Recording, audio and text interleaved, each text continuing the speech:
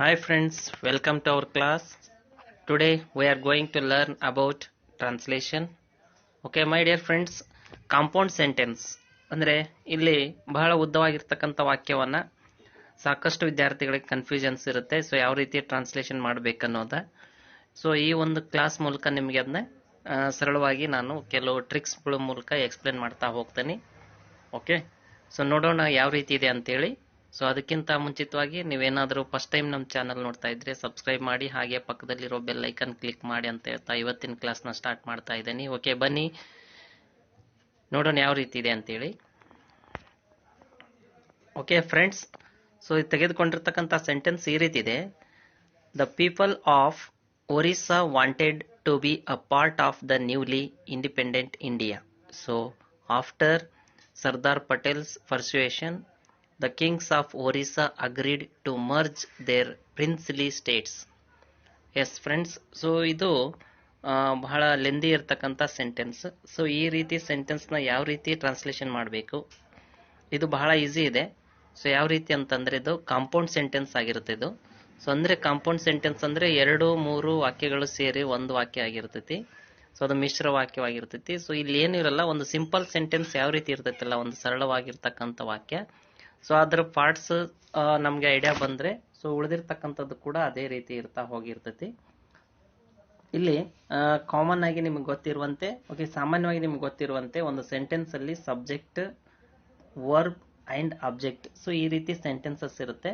So ಇಲ್ಲಿ ಕೂಡ ಅದೇ ರೀತಿ 2-3 ವಾಕ್ಯಗಳ ಅದೇ ಪಾರ್ಟ್ಸ್ ನಾವು ಏನ್ ಮಾಡ್ಬೇಕಪ್ಪ ಅಂತಂದ್ರೆ ಆ ವಾಕ್ಯಗಳನ್ನ ನಾವು ಪಾರ್ಟ್ ಮಾಡ್ತಾ ಹೋಗ್ಬೇಕು. ಸೊ ಮೊದಲನೇ ವಾಕ್ಯ ಯಾವುದು, ಎರಡನೇ ವಾಕ್ಯ ಯಾವುದು, ಈ ರೀತಿ ನಾವು ಐಡೆಂಟಿಫೈ ಮಾಡ್ತಾ ಹೋಗ್ಬೇಕು.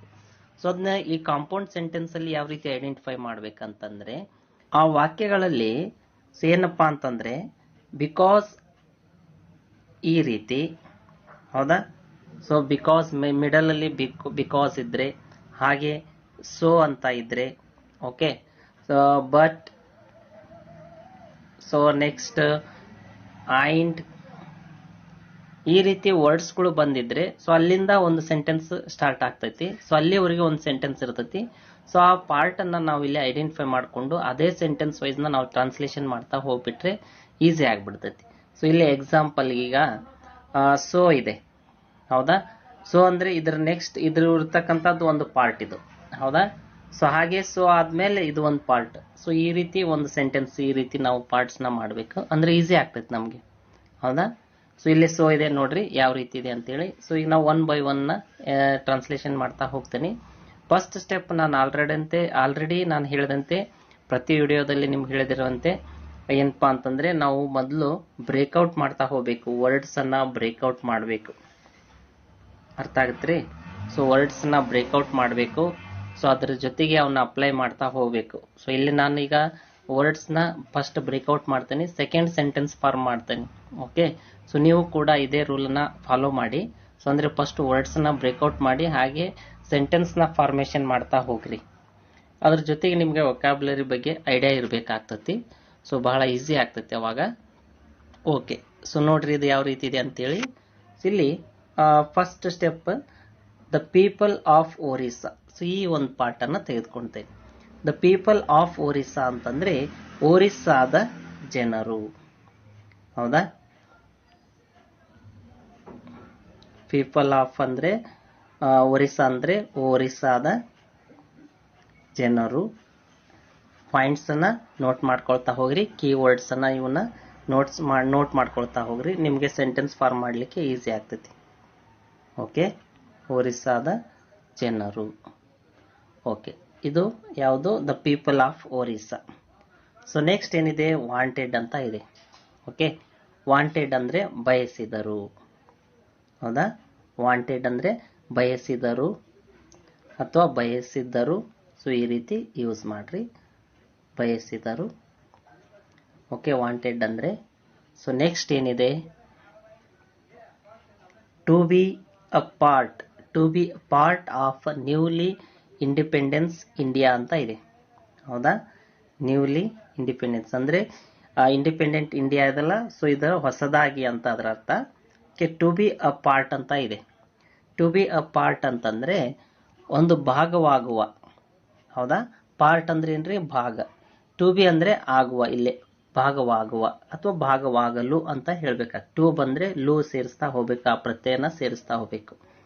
ಈಗ ಟು ಬಿ ಅ ಪಾರ್ಟ್ ಅಂತ ಇದೆಯಲ್ಲ, ಭಾಗವಾಗಲು, ಒಂದು ಭಾಗವಾಗಲು ಅಂತ ಹೇಳ್ಬೇಕು. ಹೌದಾ, ಒಂದು ಭಾಗವಾಗಲು. ಅರ್ಥ ಆಯ್ತ್ರಿ? ಓಕೆ. ಸೊ ನೆಕ್ಸ್ಟ್ ಏನಿದೆ, ನ್ಯೂಲಿ ಅಂತ ಇದೆ. ಸೊ ನ್ಯೂಲಿ ಅಂತ ಇದೆ. ದ ನ್ಯೂಲಿ ಇಂಡಿಪೆಂಡೆಂಟ್ ಇಂಡಿಯಾ ಅಂತಂದ್ರೆ ಹೊಸದಾಗಿ. ನ್ಯೂಲಿ ಅಂದ್ರೆ ಏನ್ರಿ, ಹೊಸದಾಗಿ. ಹೌದಾ, ಹೊಸದಾಗಿ ಸ್ವತಂತ್ರ ಭಾರತ. ಹೌದಾ, ಹೊಸದಾಗಿ ಸ್ವತಂತ್ರ ಭಾರತದ ಅಂದಂಗ್ರಿ, ಇದು ಆಫ್ ಇರೋದ್ರಿಂದ ಸ್ವತಂತ್ರ ಭಾರತದ, ಹೊಸದಾಗಿ ಸ್ವತಂತ್ರ ಭಾರತದ ಭಾಗವಾಗಲು ಅಂತ ಇದ್ರ ಅರ್ಥ. ಓಕೆ, ಸ್ವತಂತ್ರ ಭಾರತದ, independent India, newly independent India. Independent India ಅಂದ್ರೆ ಸ್ವತಂತ್ರ ಭಾರತದ, ಸ್ವತಂತ್ರ ಭಾರತದ. ಐಡಿಯಾ ಬರ್ತಾ ಐತಿರಿ? ಓಕೆ. ಸೊ ಇದು ಏನಾಯ್ತು, ಈಗ ನಿಮ್ಗೆ ಐಡಿಯಾ ಬಂತು. ಸೊ ಅಂದ್ರೆ the Orissa, the people of Orissa ಅಂದ್ರೆ ಒರಿಸ್ಸಾದ ಜನರು, ವಾಂಟೆಡ್ ಅಂದ್ರೆ ಬಯಸಿದರು, ಏನಾಗಲು, to be a part of the newly independent India, ಹೊಸದಾಗಿ ಭಾರತ, ಸ್ವತಂತ್ರ ಭಾರತದ ಭಾಗವಾಗಲು ಅಥವಾ ಭಾಗವಾಗಲು. ಐಡಿಯಾ ಬಂತ್ರಿ? ಸೊ ನೆಕ್ಸ್ಟ್ ಏನಿದೆ, ಸೋ ಅಂತ ಇದೆ. ಸೋ ಅಂದ್ರೆ ಆದ್ದರಿಂದ. ಸೊ ಆಫ್ಟರ್ ಅಂದ್ರೆ ನಂತರ. ಓಕೆ. ಸರ್ದಾರ್ ಪಟೇಲ್ಸ್ ಪರ್ಸುಯೇಷನ್ ಅಂತ ಇದೆ. ಹೌದಾ, ಸರ್ದಾರ್ ಪಟೇಲ್ಸ್ ಪರ್ಸುಯೇಷನ್. ಪಟೇಲ್ಸ್ ಅಂದ್ರೆ ನಿಮ್ಗೆ ಅರ್ಥ ಆಯ್ತು ಈಗ, ಸರ್ದಾರ್ ಪಟೇಲರ ಅಂತ ಅದರ ಅರ್ಥ. ಓಕೆ, ಸರ್ದಾರ್ ಪಟೇಲರ. ಸೊ ನೆಕ್ಸ್ಟ್ ಏನಿದೆ, ಪರ್ಸುಯೇಷನ್ ಅಂತಂದ್ರೆ ಮನವೊಲಿಕೆ. ಓಕೆ, ಸೊ ಏನ್ರಿ ಪರ್ಸುಯೇಷನ್ ಅಂತಂದ್ರೆ ಮನವೊಲಿಕೆ. ನೋಟ್ ಮಾಡ್ಕೊಳ್ತಾ ಹೋಗ್ರಿ.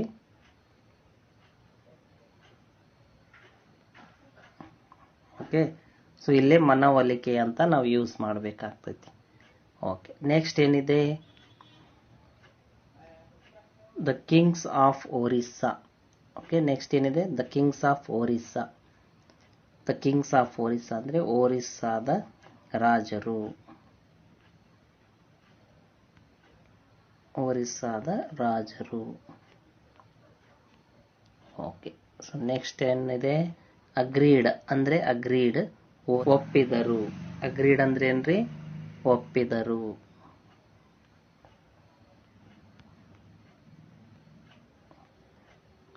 ಓಕೆ, ನೆಕ್ಸ್ಟ್ ಏನು ಒಪ್ಪಿದರು, ಟು ಮರ್ಜ್ ಅಂತ ಇದೆ. To merge their princely states ಅಂತ ಇದೆ.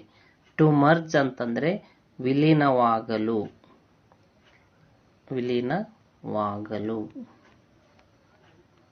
ಐಡಿಯಾ ಬಂತ್ರಿ?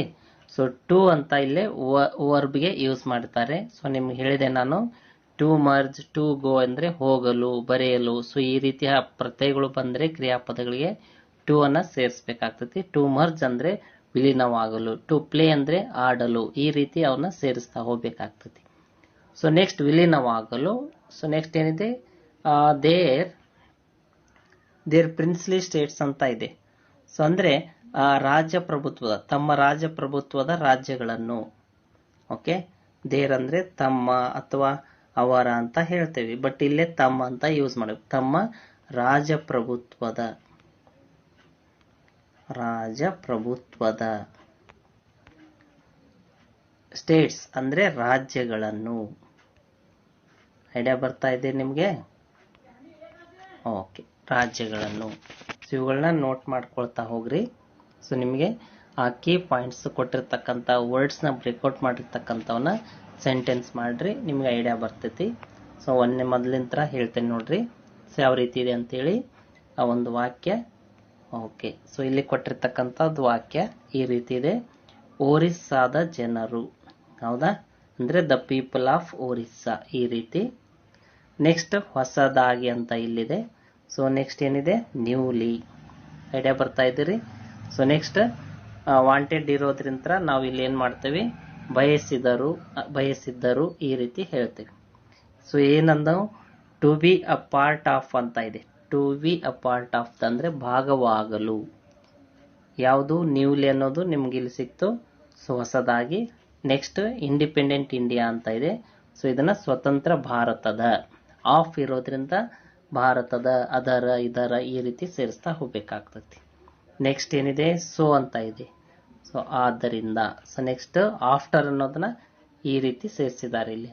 ಅಂದ್ರೆ ಸರ್ದಾರ್ ಪಟೇಲ್ಸ್ ಪರ್ಸುವೇಷನ್ ಅಂತ ಇದೆಲ್ಲ, ಸರ್ದಾರ್ ಪಟೇಲರ ಮನವೊಲಿಕೆಯ ಅನ್ನಂಗ್ರಿ. ಅದು ನಂತರ ಅಂತ, ಆಫ್ಟರ್ ಇರೋದ್ರಿಂದ ಅದರ ನಂತರ ಅಂತ ನಾವಿಲ್ಲಿ ಸೇರಿಸಬೇಕಾಗ್ತದೆ. ನೆಕ್ಸ್ಟ್ ಏನಿದೆ, ದ ಕಿಂಗ್ಸ್ ಆಫ್ ಒರಿಸ್ಸಾ ಅಂದ್ರೆ ಒರಿಸ್ಸಾದ ರಾಜರು. ನೆಕ್ಸ್ಟ್ ಅಗ್ರೀಡ್ ಅಂತ ಇದೆ. ನಾವು ಇಲ್ಲೇ ಕೊನೆಯಲ್ಲಿ ತೆಗೆದುಕೊಂಡಿವಿ ವಾಕ್ಯದಲ್ಲಿ. ಕನ್ನಡದಲ್ಲಿ ಕ್ರಿಯಾಪದ ಕೊನೆಗೆ ಬರ್ತೈತಿ, ಇಂಗ್ಲಿಷ್ನಲ್ಲಿ ಸೆಕೆಂಡ್ ಪಾರ್ಟ್ ಅಲ್ಲಿ ಬರ್ತೈತಿ. ಅಗ್ರೀಡ್ ಒಪ್ಪಿದರು. ಸೊ ನೆಕ್ಸ್ಟ್ ಏನಿದೆ, to merge their. To merge ಅಂತ ಇದೆ ಅಂದ್ರೆ ವಿಲೀನಗೊಳಿಸಲು. ಸೊ ನೆಕ್ಸ್ಟ್ ಏನಿದೆ, ದೇರ್ ಪ್ರಿನ್ಸ್ಲಿ ಸ್ಟೇಟ್ಸ್ ಅಂತ ಇದೆ.